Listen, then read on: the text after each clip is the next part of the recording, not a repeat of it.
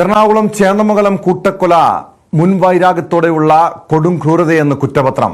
പ്രതി ഋതുവിന് ജിതിൻ ബോസിന്റെ കുടുംബത്തോട് അടങ്ങാത്ത പകയായിരുന്നു. കൊലയ്ക്ക് ശേഷം പക തീർത്തു എന്ന് വിളിച്ചു പറഞ്ഞതായി സാക്ഷിമൊഴിയുണ്ടെന്നും 1000 പേജുള്ള കുറ്റപത്രത്തിൽ പറയുന്നു.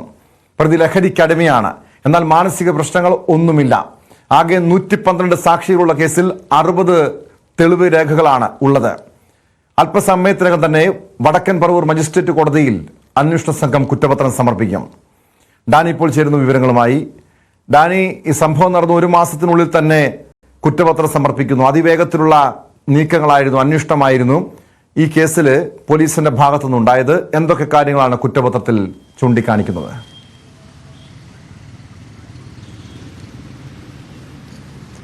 ടോമ, 1 മാസം കൊണ്ട് 1 മാസം തികയുന്ന ആ സമയത്ത് തന്നെയാണ് കുറ്റപത്രം സമർപ്പിക്കുന്നത്. ഇതിൽ ഏറ്റവും എടുത്തു പറയാനുള്ളത്, ഈ പ്രതിക്ക് മാനസിക അസ്വസ്ഥങ്ങളോ കാര്യങ്ങളോ ഒന്നുമില്ല, പക്ഷേ ലഹരിക്ക് അടിമയാണ്.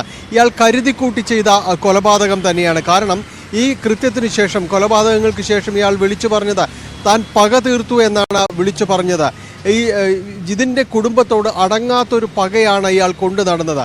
അത് നമ്മൾക്ക് പിന്നീട് ഈ കേസന്വേഷണത്തിൻ്റെ പല ഘട്ടങ്ങളിലും ഇയാൾ ഒരു പശ്ചാത്താപത്തിൻ്റെ ഒരു കണിക പോലും ഇല്ലാതെ തന്നെയാണ്, ഇയാൾ ഒരു കൂസലുമില്ലാതെയാണ് തെളിവെടുപ്പിനും മറ്റും എത്തിയത്. ഇയാൾ ആ ഘട്ടത്തിലെല്ലാം തന്നെ വിളിച്ചു പറഞ്ഞ് താനത് പക തീർത്തു എന്ന രീതിയിൽ തന്നെ വിളിച്ചു പറയുകയുണ്ടായിരുന്നു.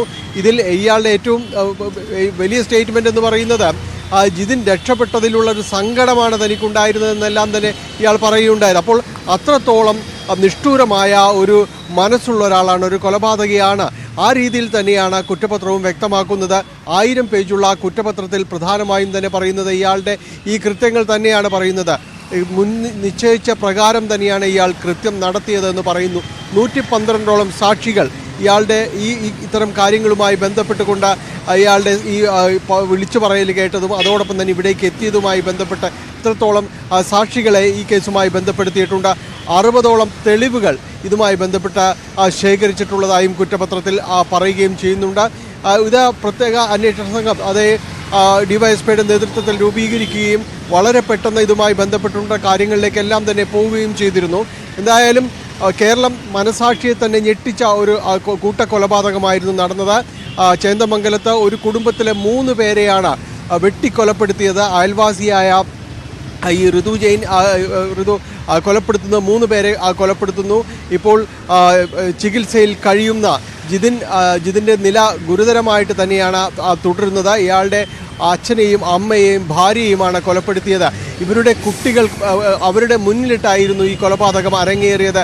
ഇതെല്ലാം കുറ്റപത്രത്തിൽ സവിസ്തരം പറയുന്നുണ്ട്. ഇത്തരം കാര്യങ്ങളെല്ലാം തന്നെ പറയുന്നുണ്ട്. അതുകൊണ്ട് പ്രതിക്ക് പരമാവധി ശിക്ഷ ഉറപ്പിക്കുക എന്ന ലക്ഷ്യത്തോടു കൂടി തന്നെയാണ് അന്വേഷണം വളരെ പെട്ടെന്ന് പൂർത്തീകരിക്കുകയും സാധ്യമായ എല്ലാ തെളിവുകളും ക്രോഡീകരിക്കുകയും ചെയ്തത്. കൂടുതൽ സാക്ഷികളുണ്ട് ഈ കൃത്യത്തിന്. കേരള സമൂഹം ഒന്നടങ്കം ആഗ്രഹിക്കുന്നു അത് തന്നെയാണ്. പ്രതി ഋതുവിന് പരമാവധി ശിക്ഷ നൽകണം.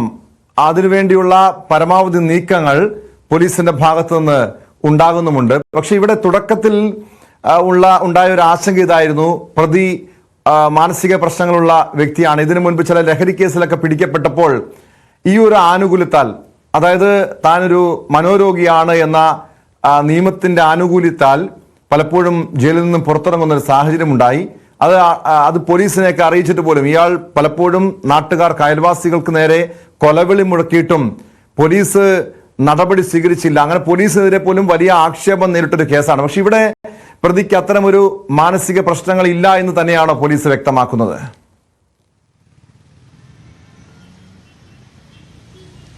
ടോം സൂചിപ്പിച്ചത് ശരിയാണ്. കാരണം തുടക്കത്തിൽ ആ രീതിയിലുള്ള ഒരു കാര്യങ്ങൾ പറയുന്നുണ്ടായിരുന്നു. കാരണം ഇതിനു മുൻപും ഇയാൾക്കെതിരെ ഇത്തരം ഈ പരാതികളെല്ലാം വന്ന് പോലീസ് ഒരു ശല്യം എന്ന രീതിയിൽ തന്നെയാണ് ഇയാളെ കണ്ടുകൊണ്ടിരുന്നത്.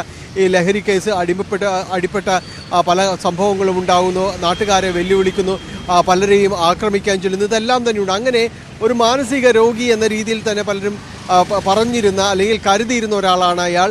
അതിനുശേഷം ഈ കേസിലേക്ക് വരുമ്പോൾ ഇനി അതിൻ്റെ ഒരു ആനുകൂല്യത്തിലേക്ക് പോകുമോ എന്ന മുഴുവൻ സംശയമുണ്ടായിരുന്നു. പക്ഷേ പോലീസ് വളരെ കൃത്യമായി ഇത് അന്വേഷിച്ച് ശാസ്ത്രീയമായിട്ട് തന്നെ വൈദ്യപരിശോധനയ്ക്ക് അടക്കം വിധേയമാക്കുകയും ഇയാൾക്ക് മാനസിക രോഗമില്ല എന്നത് വ്യക്തമാക്കുകയും ചെയ്തിരുന്നു. അത്തരം കാര്യങ്ങൾക്ക് അടിവരയിട്ടുകൊണ്ടാണ് പോലീസ് കുറ്റപത്രം സമർപ്പിക്കുന്നത്. അതുകൊണ്ട് ഇയാൾ ലഹരിക്കടിമയായിരുന്നു, പക്ഷെ മാനസിക രോഗിയല്ല. അയാൾക്ക് യാതൊരുവിധ ബുദ്ധിക്കോ മറ്റു കാര്യങ്ങൾക്കോ യാതൊരുവിധ പ്രശ്നങ്ങളോ ഇല്ല. മാനസിക അസ്വസ്ഥങ്ങൾ പ്രകടിപ്പിക്കുന്ന ഒരാളെയല്ല. അതുകൊണ്ട് ഈ ചെയ്തു പോയത് സംബന്ധിച്ച് ഇയാൾക്ക് കൃത്യമായ ബോധമുണ്ട്. അതിലിപ്പോഴും അയാൾ പശ്ചാത്തപിക്കുന്നില്ല എന്നതാണ് ഏറ്റവും ശ്രദ്ധേയമായ കാര്യം. അയാൾ ആവർത്തിച്ച് അയാൾ പക തീർത്തു എന്ന് വിളിച്ചു പറയുകയും ചെയ്യുന്നു. അപ്പോൾ ഇത്തരം കാര്യങ്ങളെല്ലാം തെളിയിക്കുന്നത് ഒരു കൊടും കുറ്റവാളിയുടെ ചെയ്തികൾ തന്നെയാണ്. അതുകൊണ്ട് പരമാവധി ശിക്ഷ ഉറപ്പിക്കുക എന്ന ലക്ഷ്യത്തോടു കൂടി തന്നെയാണ് അന്വേഷണ സംഘം മുന്നോട്ട് പോയത്. ഇതിൻ്റെ ഭാഗമായിട്ട് നേരത്തെ തന്നെ തെളിവുകൾ ശേഖരിക്കുകയും ചെയ്തിരുന്നു. ഇയാളുടെ ഈ വെല്ലുവിളികൾ പലപ്പോഴും ഉണ്ടായിട്ടുള്ള ആളുകൾ, ചുറ്റുപാടുമുള്ളവർ, അവരെല്ലാവരും ഈ കേസിലെ സാക്ഷികളാകുകയും ചെയ്യുന്നുണ്ട്. ഇയാൾ ആയുധം വലിച്ചെറിയുന്നത് കണ്ടവരുണ്ട്. അങ്ങനെ നിരവധിയായ കാര്യങ്ങൾ. ഒപ്പം തന്നെ ആ 2 പിഞ്ചു കുരുന്നുകൾ, അവർക്ക് കൂടി ഏറ്റ മാനസികാഘാതം വളരെ വലുതാണ്.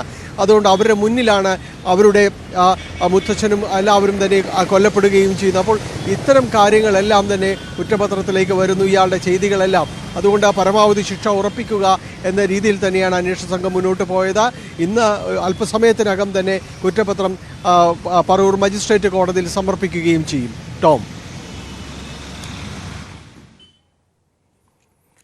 വ്യക്തമാണ്. ചേന്ദമംഗലം കൂട്ടക്കൊലക്കേസിൽ അല്പസമയത്തിനകം അന്വേഷണ സംഘം കോടതിയിൽ കുറ്റപത്രം സമർപ്പിക്കും.